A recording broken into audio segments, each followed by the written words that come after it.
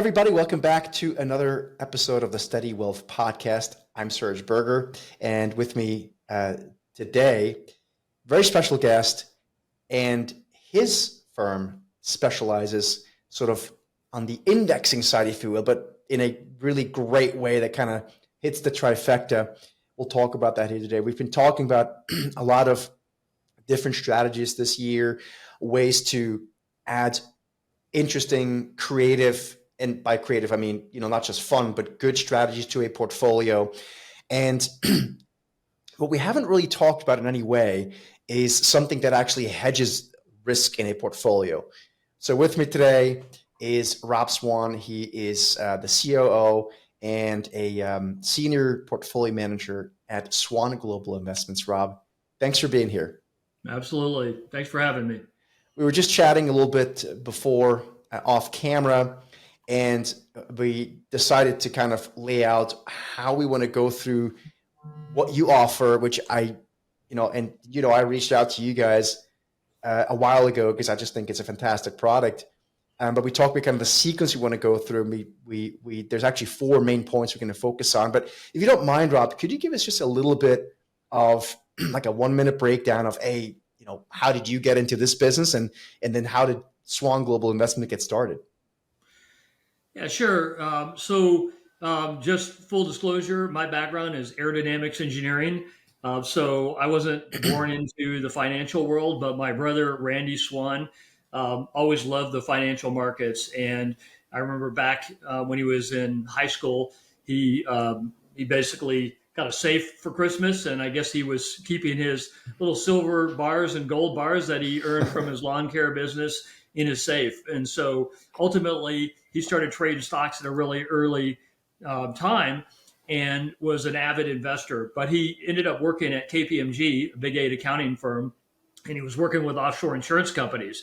And he saw how these guys manage risk in their portfolios. And it's not the same way that most people are managing risks out there in the financial world. So we seem to, most investors have used something called modern portfolio theory to diversify their holdings, invest in GE and GM, and maybe GE is going up when GM's going down, or maybe you've got a crystal ball and you could tell when the markets are going to sell off or when the markets are going to rally.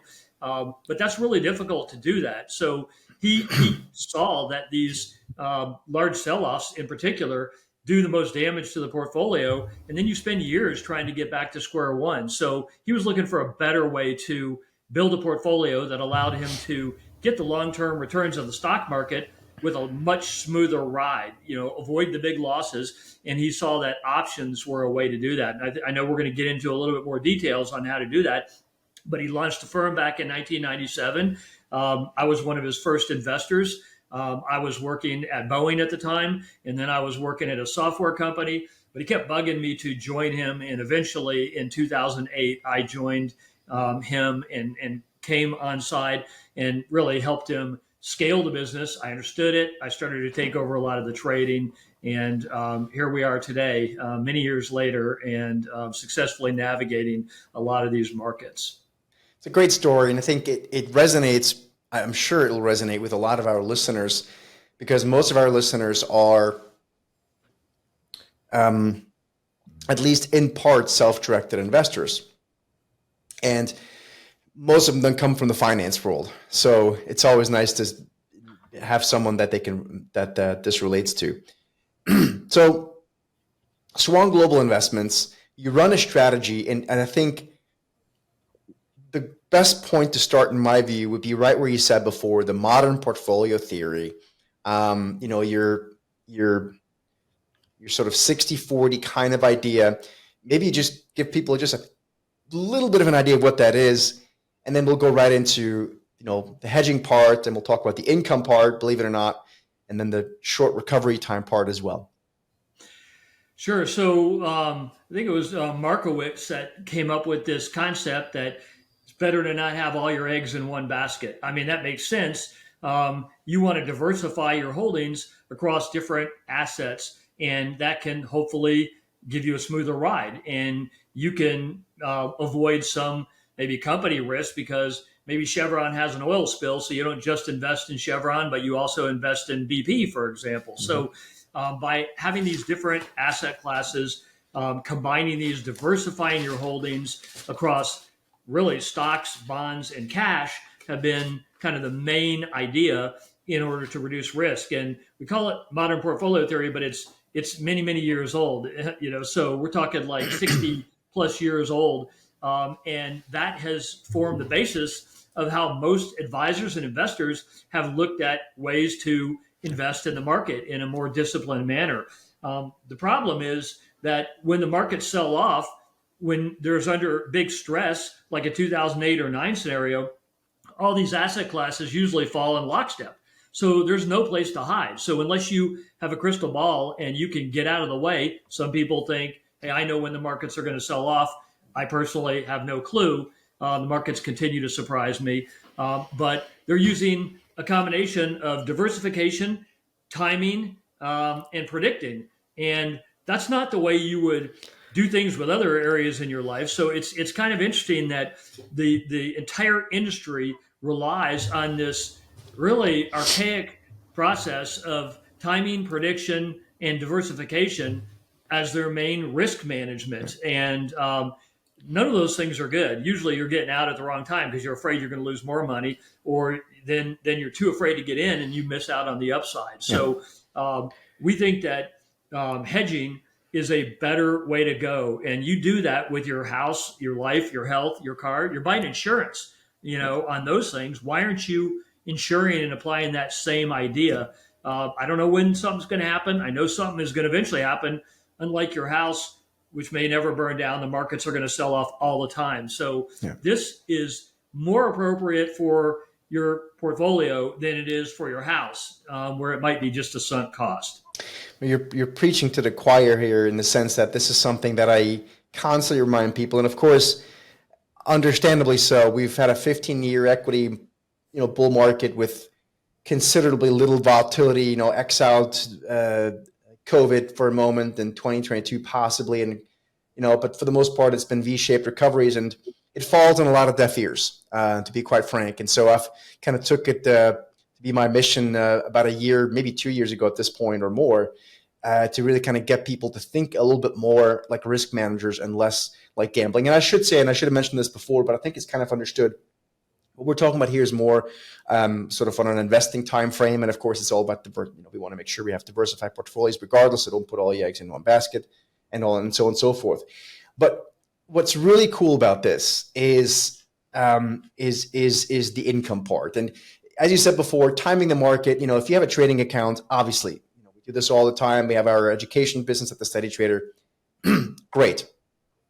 But timing the market from a long-term investment perspective, given the set of emotions that we're hit with when things really get to the point where there's an opportunity, most people underestimate how difficult it is for them to actually make a decision then, right? And so the hedging stuff comes into account. So let's elaborate on this a little bit more.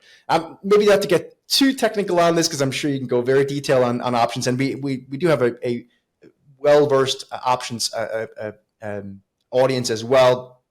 But give us a simple idea of what kind of is the thing here in terms of hedging. A lot of people think, they're going to buy puts and so on and so forth. Just a little bit on the sort of enough to make it interesting.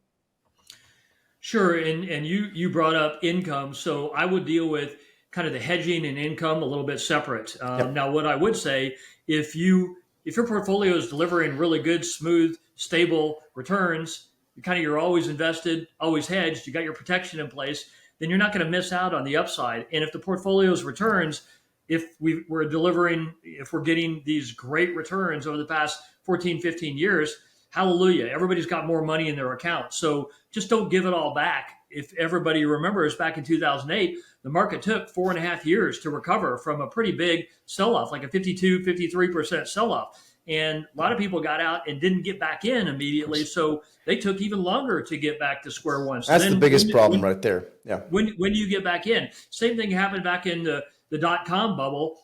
If you invested in any harebrained idea, didn't even have to have profits in an internet-based company, well, then you were doubling, tripling, the stock was going crazy. And so there was a lot of, I would say, false impression that, oh, you know what, I don't need an advisor. I could basically I could do this myself. Let me just invest in any one of these companies and I'm going to double my money in a couple months. Well, that's kind of like gambling. That fell apart. And again, 5, 6, 7 years to get back to square one. So hedging with options, you brought up put options, are the most effective way. And if you're investing in the S&P 500, let's say buy an SPY, then you could buy a put option on the S&P 500 through SPY put options, or even SPX, which are index-based options, which are priced according to what the underlying asset is doing. So it is tied to the S&P 500 movement. Its value is derived, its derivative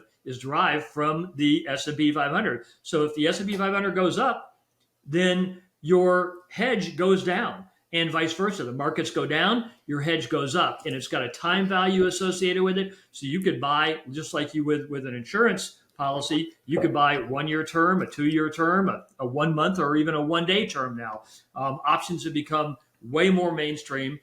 They're highly liquid, exchange traded. We're not talking about some strange thing, like credit default swaps, which were blamed for the financial crisis, or were involved in that. These are extremely liquid, backed better than even your FDIC insured bank account, with huge backing. So very reliable way to actually put like an insurance policy on the house that you have, and not try to insure your Florida house by buying insurance on your New York house.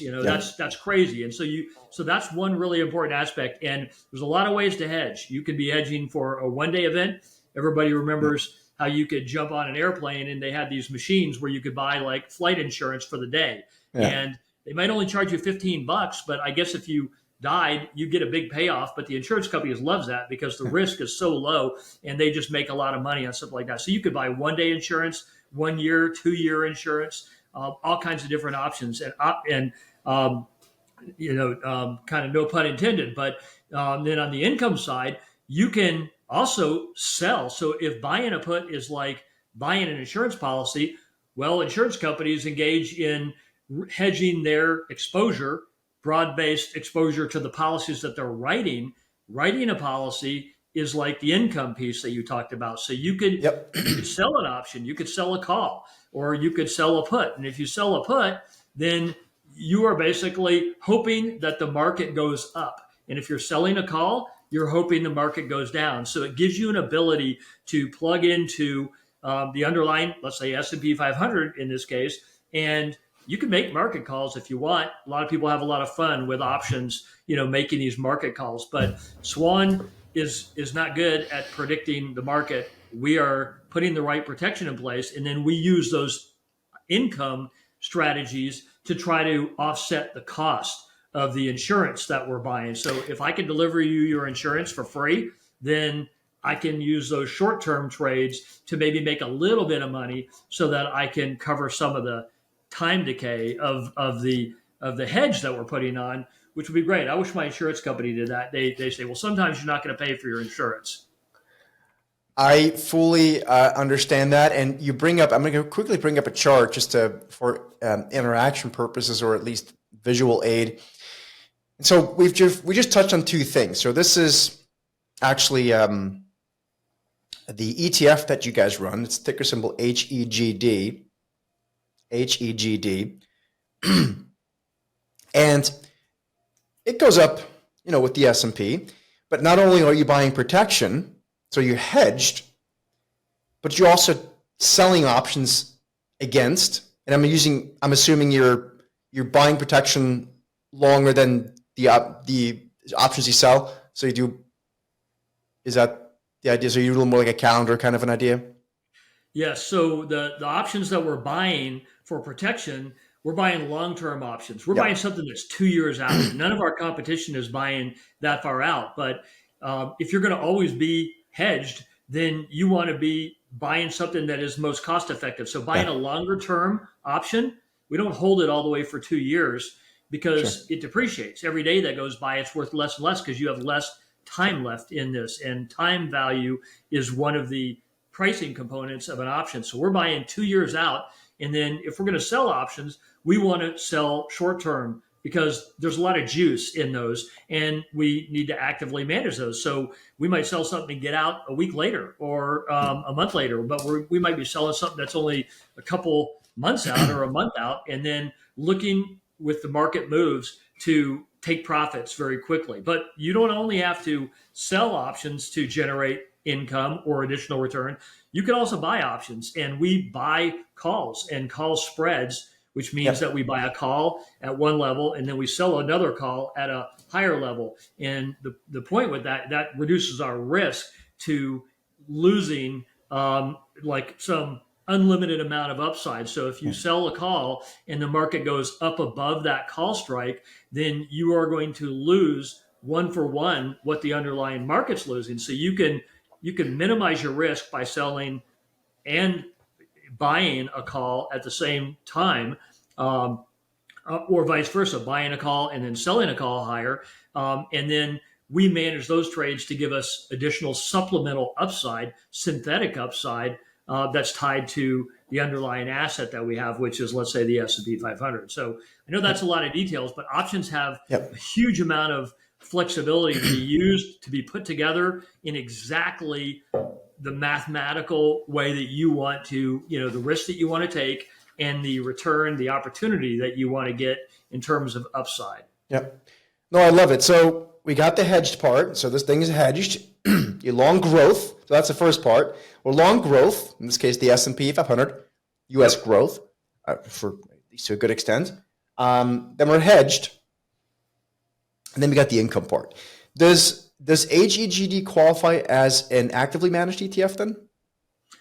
So in the definition of actively managed ETF, that is not necessarily a style of management. It has to do with the transparency of the in the ETF world in terms of whether every single trade that we do is fully transparent. So actively managed ETFs allow a manager to have less transparency, to maybe protect some of their underlying rules and things like that, so somebody can't easily replicate what they're doing.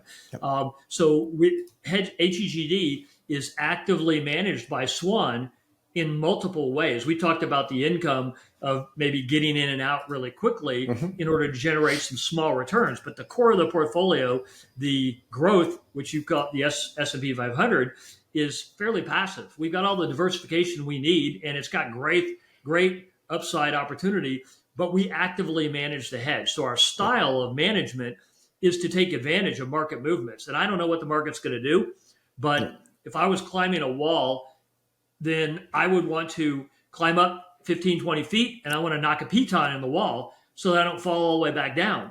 Well, you should do the same thing with your hedge. If you're going up and you don't want to get too high above your last piton, because if you fall, you're going to fall too far or all the way back down to where you were. So you want to protect those gains as you're going up. And on the other side, if the hedge explodes in value, which it does when the markets sell off big, you've got something that you can now sell, reset the hedge at that new market level, and you've got all this extra money. What are you going to do with it? Well, you're going to invest it in the S&P 500, which is what just went down. So the portfolio, this process generates cash to buy the market when the markets are under severe stress. That's what you want. You want to be able to go out and buy houses after the real estate market crashes, right? But unfortunately, if you just got a bunch of houses, you don't have any cash, then all you've done is lost a bunch of money and you have to wait for that to come back, So this, having the hedge and the underlying equity, gives you this great flexibility to sell high, the hedge, when it's profitable, and buy low, buy more shares at really low prices. And that sets you up for tremendous upside on the backside of these big sell-offs. That active process is what Swan every day is doing in our portfolios, is to deliver full market cycle, up and down moves in the market performance by capitalizing on what the market has done and positioning the portfolio for optimum protection and optimum growth. So we've got exposure to growth. We've got hedge, right? So you can sleep at night. we've got the income, and as a result of the income, we have a quicker recovery time. I'm going to quickly just share the screen and show you websites so people can see. And I should mention, as usual, I'm not paying Rob for this interview. He's not paying me. I just happen to like their product, and I just thought I would. He's very kind to come on and chat with us a little bit.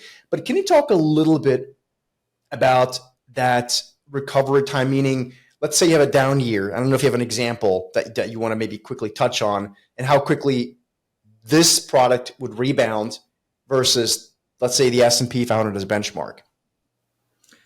Sure. So one of the things to point out, I think you mentioned it earlier, we've had all these V-shaped recoveries. So what we now know is that markets sell off quick and that they recover quick. Well, it's not always the case that they recover quick. And so I'm going to go back to 2008 and 9, or we can even, going back to 2000, 2002, we talked about the dot-com crash. But in 2008 and 9, the market sold off and lost like 53 percentage points from its high. I think 2008 was down 37. And then it took 4.5 years for the market to get back to that same level. That is a long time. If you miss out on the recovery, but you lose all the market on the way down, then your recovery time is even longer. So, and people that have already made their money, they shouldn't be looking to gamble. They should be looking at preserving their wealth, sleeping well at night. Make sure that you don't lose a lot of money and you don't outlive your money. So, 2008-9.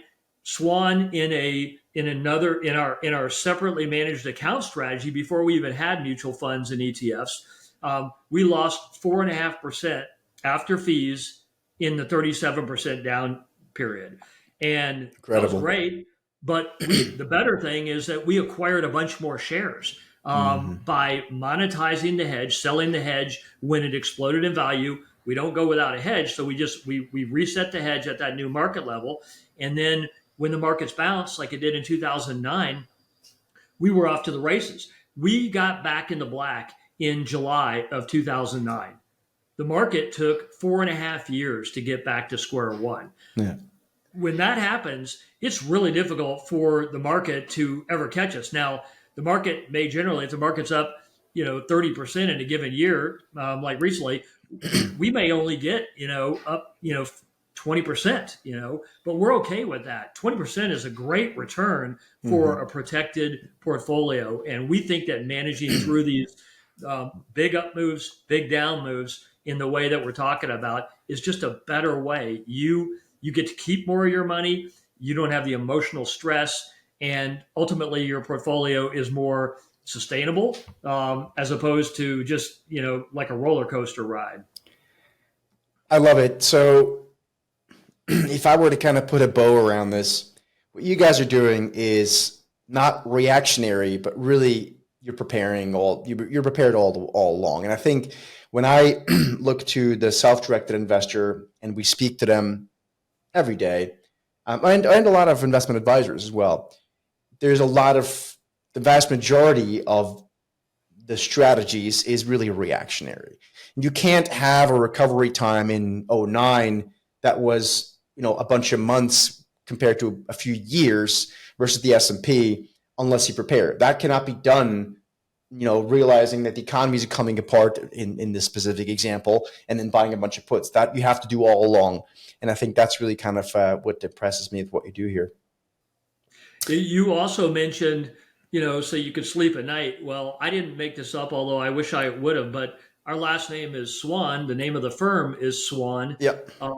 That's relevant because black swan events, right? I mean, so these are these big sell-offs that happen out of nowhere. I mean, it could be a 9/11, it could be a dot-com bust, or a financial crisis in 2008 or 9. But one of our advisor partners, had pointed out that SWAN stands for sleep well at night. So that's kind of cool. I didn't. I use that. My compliance officer doesn't necessarily like that, but. Compliance is hard to please. I found that over the years. But as a last point, liquidity, I'll just kind of throw this in because I, among other things, basically forgot to mention it before. But I think the liquidity part is important. You mentioned credit default swaps. I used to be a credit default swap trader. And, there's liquidity until there isn't one, or at least, I mean, that's a specific product you have to literally go through the investment bank at. But you're talking about very liquid instruments here that you're using both as a hedge and income. So that's, I think, also something that people should consider. And the last point that I'll just make here, Rob, is, this requires work. And so one has a choice, right? One can do this themselves, and it's a pretty full-time job, not to put words in your mouth, but I know how much time certain things take. Or one can just buy an ETF in this case. Or I know you have obviously had a much longer track record on the SMA side, separately managed accounts, which you can only invest through an investment advisor. Do you have any parting thoughts on this? Yeah, I think that it's become, there's more options to investors out there. You have to be careful what you're invested in because not all strategies are created equal. You want to make sure that you're not getting into a strategy that's using leverage. Options are very enticing because you could make a lot of money by using leverage, and you could also go broke really quick by using leverage. So Swan doesn't do that. We see options as an appropriate tool for, without leverage, to protect and to grow the portfolio and to smooth the ride. We're not looking for hitting it out of the park. Market's not going to be up 30%. We're up 60. That's never going to happen with this strategy, but we don't need to if you've got a smoother ride. And so to your point about whether somebody should try this themselves, options are great instruments, and anybody who wants to wants to engage or use options in their portfolio, I encourage you. There's a lot of information out there, and you can get a lot of training. But stay away from something that's too good to be true and try to use leverage. It's really enticing. We don't do that. We are more like farmers who are hedging their crop risks that they have forever. We are like Southwest Airlines that are buying fuel futures that made them as a company because they locked in reasonable fuel prices. We do this every single day. We've got the technology, the team to be able to do this. And frankly, these ETFs are so cheap that, that they're way cheaper than what we started out with, way cheaper than what you'd pay a hedge fund manager, 2% plus 20% of the profits. These things are down, like 79 basis, which is 0.79% for a fully active strategy that is employing all the expertise that I'm talking about. You should try to save money, but I would say that one thing, just like brain surgery, I would not recommend going out and finding the cheapest brain surgeon. And so I think that these strategies are available, and you got a lot of options. So I think that's a very well put. I will just kind of take this full circle and get back to the initial point that I mentioned. There's a trading account that one might have, and then there's an investing account. And so this here, we're really talking about more on the investing account side. I think that's probably the difference. A lot of, as I mentioned to you before offline, we have a well-educated group of listeners on the options front, and many of them trade options. Some of them very actively, some of them less actively, but they use them. But again, it's largely focused on their trading account as opposed to their investing account. SwanGlobalInvestments.com is you guys' website. Again, the ETF is ticker symbol HEGD. Rob, it's been a great pleasure. Thanks so much for joining, and I hope we can speak again soon.